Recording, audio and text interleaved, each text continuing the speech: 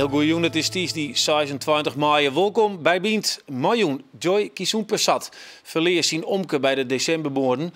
Maar wat voor eigen zocht deze PvdA-politicus naar de verkiezingswens van Desi Bouterse? Ja, Aquazoo moet weer een serieuze publieksloeker worden. En Martin van Hees die helpt ervoor zelfs de ijsberen van stal. En Annemarije Bloem die is er weer met haar mannelijkse taalrubriek. En ik zei, praat maar frisk mooi mee, even frisk mooi mee. Mijn gevoel zijn mij dat wij together in de zillen. Ja, Kenny B, Jelle B, een prachtige vrouw die ik eerst net herkende, Juster, maar ik weet nou wat ze is. Een primeur hebben we hier, Joen. Ja, vertel. Ja, nou, de eerste Frieske mooi clip hebben we nou van Praat maar Friesk mee. Dus dat is wel super gaaf. Oké, leuk. Nou ja, primeur. Daar maak je hem echt even op wachten. Heel leuk film geworden. Ja, nou wat was. Desi Bouterse in Nederland een crimineel, zo wordt hij neemt. Maar in Suriname de populairste man van het land. En na alle gedachten werd hij op een ei kiezen als president. Surinamer omutend Joy Kisoen-Persat die verleerde zien omke bij de decembermoorden. Maar geen Bouterse toch wel wat waarderen. Ja, welkom. Dat maar even uitlezen onder hond van wat er al hier gebeurt in het land. Even eerst die verkiezings. Volg je dat nou op een voet? Nou, ik heb net op een voet volgen, maar ik heb het wel via internet en al heb ik wel volgen. En ja, we weten wel dat er woon had. En het is een daverende succes voor Bouterse. Ja, ongelooflijk. Wij kunnen dat eigenlijk net begrijpen. Let wist even naar de beelden zien, zaten we die krijgen vanuit Suriname. Feest op het hoofdkwartier van de NDP, de partij van president Desi Bouterse. Sommigen dachten aan een nek-aan-nek race met de oppositie, maar Bouterse stevend af op een grote overwinning. Waarschijnlijk omdat Bouterse ook erg populair is onder jongeren. U bent tevreden over deze regering? Tot nu toe wel. Tot nu toe wel, ja. Ik ben tevreden. Ik zeg de NDP is als individuele partij hoog gekomen met een, ik denk 28 zetel. Ja, dit zijn de beelden die wij dan zorgen. Heel veel mensen zijn blij. En toch lezen hier in de kranten wel. En ik bedoel, dat zul je misschien ook wel beamen. Deze Bouterse crimineel, veroordeeld drugshandelaar. Nou, de moord maar de decembermoorden, daar zou die verantwoordelijk voor wezen. Hoe kan dat toch? Nou ja, het probleem is dat het oren nog net bewezen is. En we hebben met een prot jongeren te maken daar in Suriname die het loon echt in voorwaartse beweging gaan willen. Bouterse zei dat ik zei van... ik wil maar hier met loon, ik beter maatje. En die jeugd die had de toekomst, dat had ik zijn. En hij broekt de jeugd in dat opzicht om populairder te worden. Hij is gigantisch populair in Suriname. Maar wat er nou in Suriname gebeurt, hij heeft niet woorden maar daden. En dat is heel belangrijk daarin. Maar wat zijn dan daden van hem? Nou, hij veroordeelt het land werkelijk. In de zin van, als hij zei van dat er naar je wenningen zou moeten komen, dan doet het dat ik. En dat gebeurt er. Hij had naar je fabrieken gebouwd. Ik krijg les van de week heb ik nog een internet gezien van wat een groot gebouw gebouwd is voor prefab woningen. Nou, dat is gewoon fantastisch hoe dat eruit ziet. Hij heeft een enorm impuls aan de economie van Suriname. Ja. Meneer Van Hees, misschien, ik weet niet helemaal of u het Fries verstaat, maar ja, als we het over deze Bouterse hebben, dan heeft iedereen wel een mening over. Wat is uw idee daarbij? Ja, wij denken toch echt dat het een crimineel is vaak in Nederland. Maar hij doet wel goede dingen. Je ziet echt economisch dat Suriname echt vooruit gaat. Dus ja, maar iemand die iets gedaan heeft, als je het gedaan heeft, moet eigenlijk wel zijn straf uitzitten. Dus het is altijd een beetje dubbel. Er bent toch een heel soort bewijzen voor. Hij moet ik net in Nederland komen, dan wordt hij oppakt. Dus dan ben je dus in principe al, hij is veroordeeld. En hoe zit het dan bij je met de familie dan? Want dat je dan een onverlen hebt bij die decembermoorden. Hoe wordt er stemd? Nou, als je die zullen absoluut net stemmen op Bouterse. We hebben een orenpartij waar op gestemd wordt. Maar als deze dingen nou weer gebeuren, dan rakelt dat dan natuurlijk wel weer op. En dan is het wel. Maar ik heb me omke net persoonlijk kent, maar het leed wat er wie dat heb ik wel mooi maken. En nou ja, dat is mooi deze gebeuren, dan komt het al je weer op na. Ja. Maar gaat dat dan misschien zo bij de jeugd? Want ik geloof dat het grootste aantal stemmers is jong, Ja. 24 jaar. Verjet die dat dan? Of hij die zoiets, jongens, liet die oude mensen maar praten, wij gaan vooruit? Op een gegeven moment is dat wel zo. De jeugd die wil vooruit. En die heeft toch van, in Haiti Mem, die had hem uit de krijgen gewoon. Alleen wij komen net vooruit. Hij, Bouterse, die had ik de vertrouwen van de jeugd ik woon om dat opzichten. Om te zeggen van, wij gaan er wat van mij zien. En de jeugd die zucht dat die zei van, nou ja, ik wil hier maar verder. En die willen net steeds opzadeld worden met het leed van hun ouders. Nou, maar dat doet hij dus ook heel toe. Dat is eigenlijk een strategie. Ja. Maar zelf, ik bedoel dat je bent oud steedlid, PvdA. Ja. Hoe zit je met politieke eigen nou? Als je op zich politiek eigen, dat ik het zo even heel realistisch moet zien, los van wat er nou bad is, wat net bewezen is voor de decembermoorden. Daar ken ik niks mee, omdat nogmaals, het in heeft bewezen en hij rent er nog steeds van wij, jammer genoeg. Ja, maar het is geen brave jongen, dat weet ik. Nee, er zit mooie drugs. Ja. Maar als het politiek zucht, dan ieder democratisch kiezen voor Suriname. Oké, dan even een oververhaal. Stel je voor, je krijgt aan zijn telefoontje vanuit Suriname. Je hebt stuit even niks te doen als politicus, want je bent er net inkomen bij je PvdA in de Steden. En ze zei van, joh, heeft een visie. Willen jou, als oud Suriname of mijn Surinaamse roots, waarom komen om u daar te helpen het loon op te bouwen, maar wel bij deze boutsen? Nou, dan mag ik even goed op nadenken. Wat is dit net? Nee. Nee. Waarom net? Nee, ik vind dat was naar de groei van loon. En ik vind dat Suriname heel goed bezig is en welvarend is. En ik kan me daar best wel in denken want ze hebben daar kennis nodig. Maar zelfs de man die het mogelijk je om kan vermarden litten het. Ja, maar nogmaals, ik vind het een hele lastige, delicate kwestie wat dat betreft. Nog meer omdat het helemaal nog net... voor mij maakt het eerst echt duidelijk wezen dat ik die in had. En daar heb ik een heel oren gevoel bij naar wat ik nou ga. En in no cirkel, door vrees mij, van politiek een keuze. Dan is de politieke keuze om dan voorwaarts te gaan met het loon. Dan zoekt ze van, nou ja, dan moet je zien wat de beste partij dat doet. Ja. En hoe het partijprogramma eruit ziet voor het loon. Ja. Dan ga ik voor het loon. Dit is dus perfect hoe het dus zit in het loon. Ja. Mensen kunnen hinken op 2 gedachten. Ja, nou, in ieder geval Tieren dank voor het verhaal. Ik weet niet of je belt. Nou ja, we zeggen het wel. Ja. Nou, dadelijk praten we hier verder. En dan zeggen we ook nou een reportage over het werk van een doorwaarder. Want wij herinneren deze week in mei. En zeggen de problematiek achter net betellenrekkens. Nou is Aquazoo, want het beste park bij jou, dat gong dit hier failliet. Maar we hoeven u geen zwagen te maken. Want nevens de nieuwe eigenaars wordt het park leuker en spannender als eer. Martin van Hees, u bent de nieuwe vestigingsmanager. Ja, dat klopt. De eerste dag dat u het poortje opendeed bij Aquazoo en u liep naar binnen. Dan wil ik wel even weten wat er doorheen ging. Er was heel veel te doen. Er was wel wat achterstallig onderhoud. En we dachten echt van, ja, hier moet meer beleving komen. Het was te steriel allemaal en een beetje verouderd. Wij wilden er echt even een nieuwe shoe over gooien. Echt weer eventjes vol erop en weer mooie nieuwe dieren erin. Bijvoorbeeld de zeehonden weer iets groter zetten. IJsberen weer toevoegen. Dwergnijlpaard, nijlkrokodil. Ja, het is toch veel te warm hier? Wat zei je? Het is toch veel te warm hier? Nee, ijsbeer kun je prima hier in Europa houden. Hè? Dus dat is helemaal geen probleem. En juist in Friesland met mooie wateren en zo moet dat perfect passen. Ja, maar we kunnen horen, u komt dus niet uit de regio. Nee. Dit is een bedrijf die heeft al meer van deze parken opgekocht. Maar ja, ik vraag me toch af, wat is het winstmodel? Want ik bedoel, er kwamen niet genoeg mensen. Nee, maar wij hebben 4 dierentuinen, dus we kunnen heel veel dingen gezamenlijk doen. Bijvoorbeeld voer inkopen gezamenlijk, we personeel heel veel uitwisselen. Bouw en onderhoud kunnen we gezamenlijk doen, de financiën doen we gezamenlijk. Dus we kunnen heel veel gezamenlijk doen en daardoor kunnen we kosten heel laag houden. En dus de inkomsten, alles wat er inkomt, investeren we ook weer in het park. En zo kunnen we het park steeds op een hoger niveau krijgen. Ja. Nou, zullen we even kijken naar 20 jaar geleden, 21 jaar geleden. Toen was het Aqualutra. Kijk maar even mee. De otterkes leef je in het wild in Azië. En in Arnhem zitten ze in een warm hok. En daarom kunnen ze het ook niet voort naar boeten, als werden ze ziek. Er binnen nou 6 otters in het park. En er binnen ook bevers en jerrebarden. 1 april gaat Aqualutra officieel open en er wordt een soort verwachten van die eerste weken. We verwachten er toch wel een heleboel van. We denken dat we hier de mensen toch een heel aardig middagje of ochtendje uit kunnen bieden. Ja, een paar otters en wat vogels werd gekscherend gezegd door een redacteur die beelden weer opzocht. Maar dat was het ook. Maar dat kan dus niet meer. Nee, dat gaat niet meer. Tegenwoordig willen de mensen echt gewoon herkenbare dieren hebben. Waaronder dieren die echt in een dierentuin thuis horen. Bijvoorbeeld ijsberen.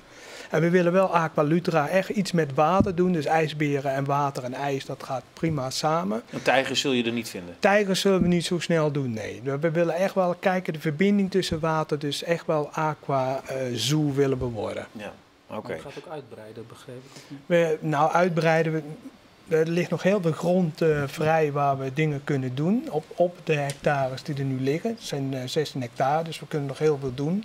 Dus we kunnen echt wel heel veel dieren nog toevoegen.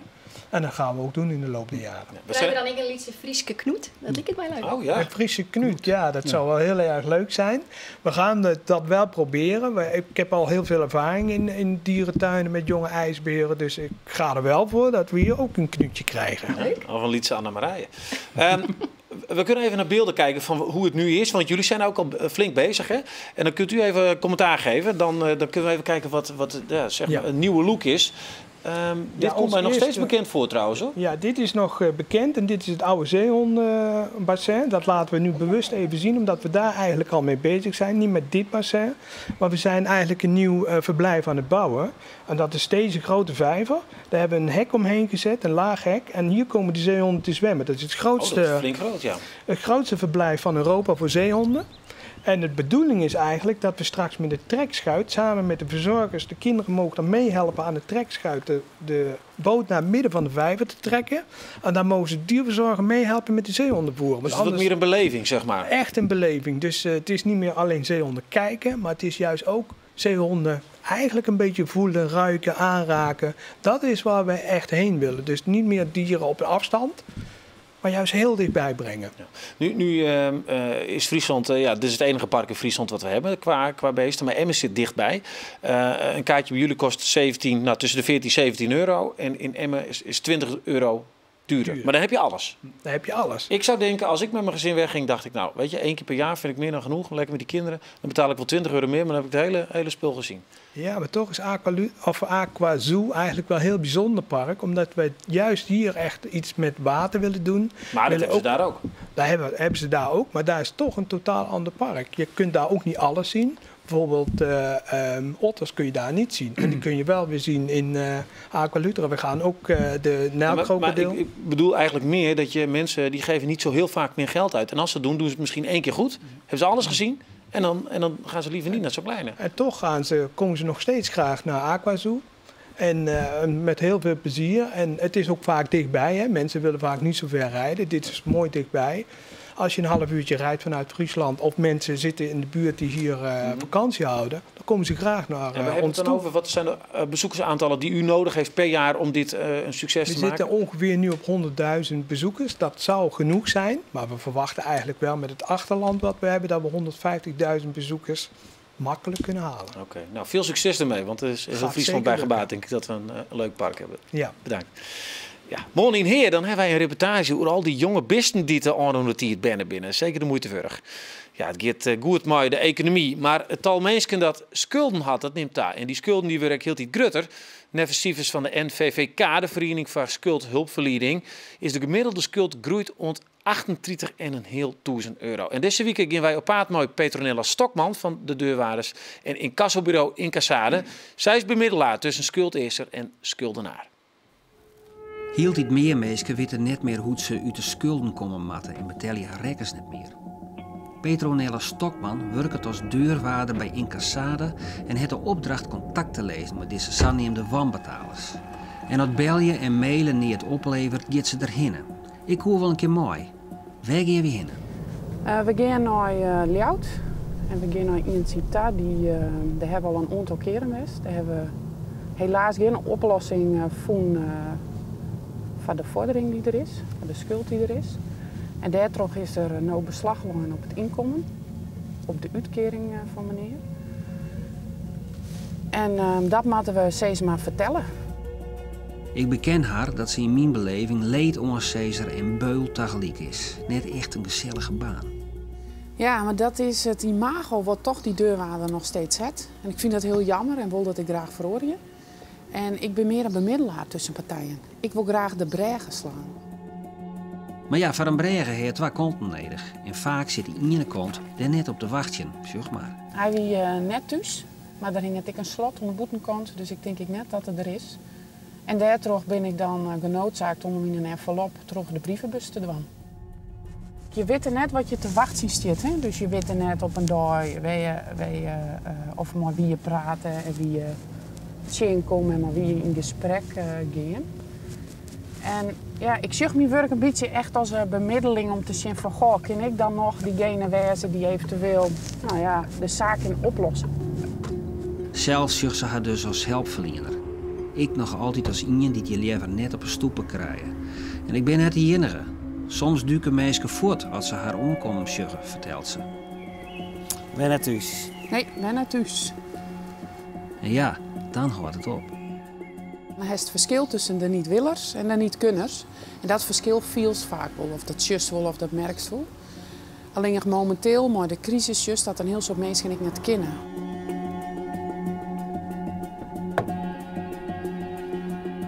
Want ik maak altijd wel zien van, goh, voor degene van wie het is, ben het hier ik echt. Stel je voor, het huis is helemaal leeg, dan breng ik de dagvaarding ik net uit. Omdat ik weet dat degene hem net krijgt.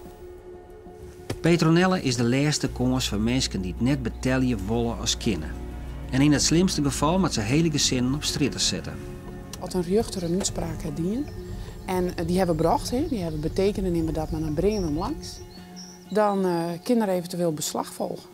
Beslag op het inkomen of beslag op spullen. En dat zijn dan de gevolgen van het net betellen. Maar daar heeft ook geen moeite mee om die mensen... Nee, want dan is er ook nog een opdrachtjouwer. Die wil jeugd, die wil graag zijn geld hebben om. En als er wel betellen kan worden, zal dat ik die weer had. Natuurlijk hier vindt het leuk om schulden te hebben en daar vooruit te komen. En als je geen uitwijs zegt, ja, dan door vaak mensen die litten niks meer van een jaar.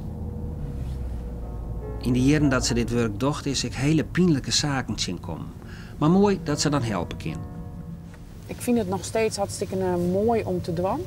Gewoon het bemiddeling en te zorgen dat die oplossing er komt. In ieder geval mensen ik gewoon te wijzen op hun rechten en hun plichten die ze hebben. En wat kun je dit zien doen? Nou, er zit een fiets van dat door. En na 8 keer net thuis en 2 keer liever net mooi het verhaal op televisie, treffen we Anna.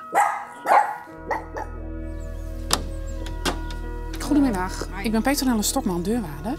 En ik ben op zoek naar mevrouw Van der Vries. Dat ben ik. Okay. Ik probeer hier altijd mooi een oplossing te komen. Soms kan ik net een oplossing bieden. Wat jou? Anna heeft moeite de touwtjes om elkaar te knopen. Ja. En het gaat haar ik net helemaal van de wien, vertelt ze. Ja, Mondair, dus meer door. Nou, het is nou de laatste tease van de mannen. Dus Annemarije Bloem, die zit je bij mij voor de taalrubriek. En voor het namelijk met die eigen vakgebied, hè? Ja, wees Roelof, want het is tijd van de examens. Morgen is het examen Fries voor het VMBO. En overmorgen is het voor HAVO en VWO. Dus het is echt heel spannend. En daarom dit keer net een Friesk op het dik, maar een Friesk op squallen. Want wij hebben een super fanatieke conciërge op het Boogman in Wommels. En die stuurde deze foto in. Sst, stil wezen graag. Hier worden examens maken. En morgen is het Safir. Ik ga zontje leerlingen dit examen doen zullen. Dus toi, toi, toi. Ja. Ben je wat goed taret, Mandij? Ik denk dat ze er heel nog leer voor binnen. Okay. Ja, was spannend. Maar zontje, dat is een aardig wat. Ja, zeker. Nou, en in de Ljouwe de krant is die prachtig nice over het vak Friesk. Want het Friesk zit in de lift als examenvak. En hier zeggen we het, dit hier doen er 84 leerlingen examen Friesk. En dat is haast een verdubbeling met 4 leerlingen. Doen we in de 46. Zo nou, dan gaat het wat op en del. Maar nou, Sanso wordt 84. Dus dat is hartstikke mooi. Geweldig. Heb je wat met uit te krijgen? Het Friesk is populair. Ja, dus, misschien maar het wel is, met deze taalrubriek. Roelof, het is het mooiste vak op hier. Oké, dus. ja. Nou, net volle zwetsen. Hebben we nog andere leuke dingen? Ja, want als die examenkandidaat een beetje toekwest houden, dan gaan ze vliegen weekend maar aan het Friesk dicté, het Grut Fries dicté. We zullen even zien een stukje van Verline Wieke. De kiedelwannige blogs en nieuwere instuurde stikken in de kranten. Nieuwere? Dat weet ik nog nooit van je. Nieuwere, wat is dat nou? En sunsjes nunderend de husketonnen te leegjen. Ik weet gewoon echt totaal net wat het budget. Dus ik schreeuw maar top. Woepstie, uitroepteken. Woepstie. Woepstie. Woepstie. Nou, daar komt-ie. Woepstie. Jooi, kom op, Woepstie. Nee, Woepstie, nou. Ik zie het zelfs, ik. Wat? Woepstie? Ja. Nou, ik Nou, denk, verklap het. ik schreeuw het maar op zoals het zuist. En dat weer goed. Het betekent ook iets als bats of slag. Nou, En wat hebben jullie daarvoor?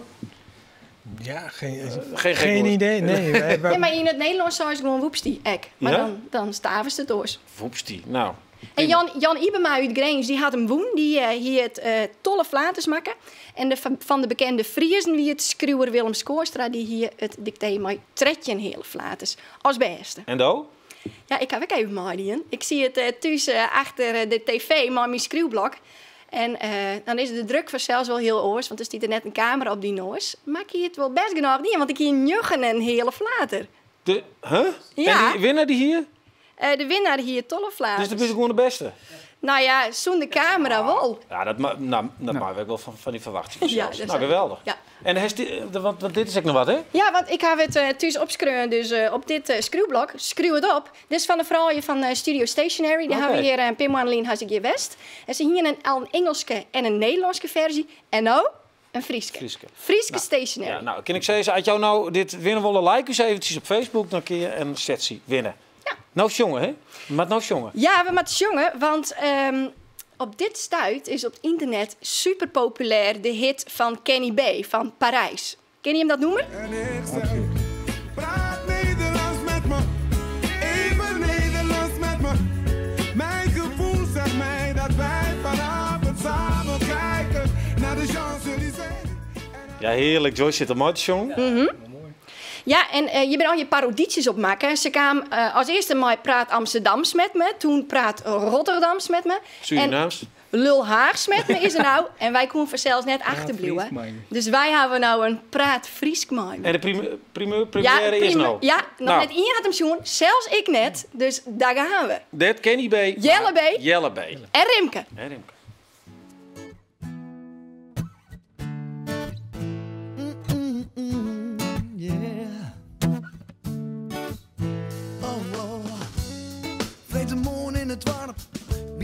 De kapper. Ik zag het leukste van de brood, maar de mooiste blauwe egen en ik weet net wat ik zie, man. Nee, ik zie, hallo mooie meid, mijn liefje, jij bent wonderschoon en zij zijt. Ik ben een echte Fries, oh, oh, oh. Dus in het Hollands hoeft het niet. En ik zeg, praat maar Fries mooi mee. Even Fries bij me. Mijn gevoel zijn mij dat wij together in de zillen. Ohne tokken me reed toch de grijden, even naar de zweten. En hij douche op de oude haal.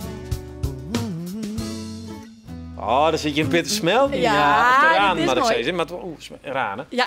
En hij is Mooi. niet correct online, jongen, voor degenen die hem waarom zijn willen. Op praatmetfriesk.nl. En vanzelf zullen we hem ook op de Bient website. Facebook, ja, komt die ek. Dus dealen en liken, echt Maar dealen. dit is mooi maken. Best of wat grutskop? Ik ben een super grutskop. Joy, hoe is dat ervan? Ik vind het fantastisch. Ja, Als echte Fries? Ja, ik vind het heel mooi. Mooie parodie. Ja. Nou, leuk. Nou, en een echte clip. Nog één tip. Daar hebben we nog ruimte voor. Nog één tip. De app downloaden in de App Store. Namelijk Handjes in de Hichten van Janneke Brakels. En jongen me alle mooie lieve liedse bandjes. Want het is echt een geweldige app. Susan aan de poppen. Susan aan de poppen. Kjeltje luidt. Of Bentje luidt in de groep of wat jongst ook? Kjeltje luidt. Kjeltje luidt in Ja. de groep, hè? Hij heeft hem vier van hoe is koers en net beroep. Ja. Oké. Ja, nog voor. Hey, hartstikke bedankt. Meestal dit weer. Ja, u kon niet meezingen, geeft niks. Nee, ik geef het niet volgende keer. Ja, prima. Veel succes alweer. Bedankt voor je verhaal. Ja, dit begint van Joen. Morgen zit Jan Tekstra hier en dan blijven we in de muziek. Want hij heeft een koor opgejocht, maar alleen nog maar boerin. Dat is mooi. En van nou een hele mooie Joen verder.